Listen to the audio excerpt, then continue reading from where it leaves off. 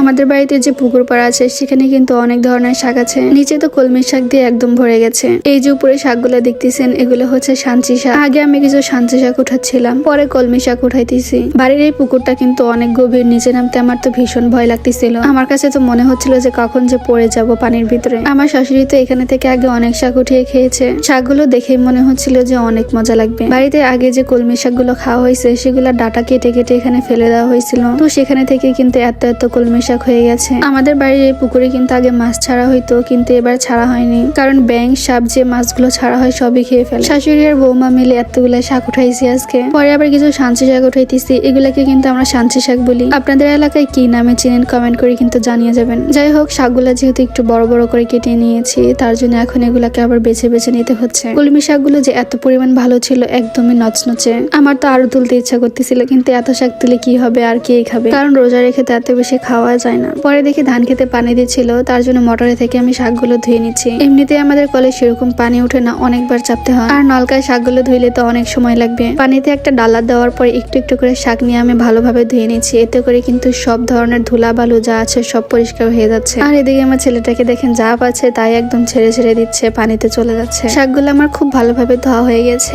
এখন আমি মোটরে থেকে কিছু পানি নিয়ে নিচ্ছি, কারণ রান্নার সময় তো পানি লাগবে। পরে আমি বালতিটা ধুয়ে নিয়ে এক বালতি পানি নিয়ে নিই। এই মোটরের পানিতে কিন্তু শাক সবজি ধুইতে আমার কাছে ভীষণ ভালো লাগে। এখন তো রোজার সময়, তার জন্য বিকালে একবারে রান্না করতে আসি, রাতের আর শিহুরের খাবার একবারে রান্না করি, আর রান্নার শেষে একবার ইফতার বানিয়ে নেই। আজকে তেমন একটা বেশি কিছু করব না, কারণ শিহুরিতে তো কিছু খাইতে ইচ্ছা করে না। এখন আমি শাক ভাজি করে নিব আর বেগুন ভাজি করে নিব। শিহুরির জন্য ঝাটকা মাছ ভর্তা করব, কিন্তু এটা ইফতারের পরে গ্যাসের চুলাতে করব। তো প্রথমে আমি শাকগুলাকে ভালোভাবে ভাজি করে নিচ্ছিলাম। তেলের ভিতরে রসুন, পেঁয়াজ, কাঁচামরিচ এগুলো দিয়ে একটু ভাজি করে নিয়েছি, আর তারপরে ভিতরে কলমি শাক দিয়ে অল্প টুক লবণ দিয়ে ভালো করে ভাজি করে নিয়েছি। শাক ভাজি হয়ে গেলে আমি বেগুন ভাজি করে নিব। বেগুন ভাজি করার জন্য মরিচের গুঁড়া, হলুদের গুঁড়া, ধনিয়া, লবণ, রসুন আর জিরা বাটা দিয়ে দিয়েছি। আমি কিন্তু বেগুন ভাজিতে বা যে কোনো ভাজিতে আদা ব্যবহার করি না, শুধু রসুন আর জিরাটাই দিই। এরপর অল্প টুক পানি দিয়ে ভালোভাবে মাখিয়ে নিচ্ছি, কারণ এটা একটু শুকনা শুকনা লাগতেছিল। পানি দিয়ে মশলাগুলো মাখিয়ে নিলে কিন্তু খুব সহজে মশলাগুলো বেগুনের সাথে মিশে যায় আর তাড়াতাড়িতে সিদ্ধও হয়। আমি কিন্তু প্রত্যেকদিন এভাবে রান্না করি, আগে তরকারি রান্না করে নেই,